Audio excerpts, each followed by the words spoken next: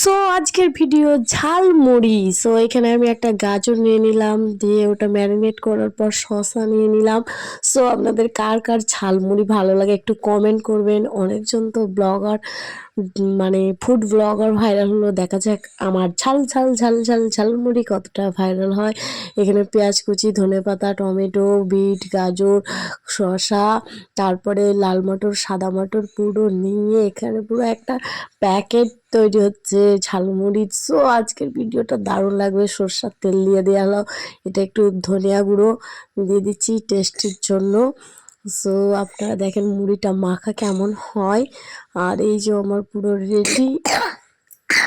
এখানে চানাচুর দিয়ে দিলাম টেস্টের জন্য, তারপরে এখানে মাখানো হবে। এরপরে আবার একটু চানাচুর দিয়ে দেওয়া হলো। সো আপনারা কে কে বাড়িতে এভাবে খান? এই যে মুড়ি, এবার এখানে মুড়ি অ্যাড করে দিলাম, এই মাখানো হচ্ছে। সো ঝালমুড়িটা সেই টেস্ট হবে দেখে মনে হচ্ছে। আপনারা যদি খেতে চান তো অনলাইনে বুকিং করেন। ঝাল ঝাল মুড়ি হয়ে গেল রেডি, ঝাল ঝাল মুড়ি হয়ে গেল রেডি, তাড়াতাড়ি খেয়ে নাও ঝালমুড়ি। ওয়াও সেইটে সেইটে।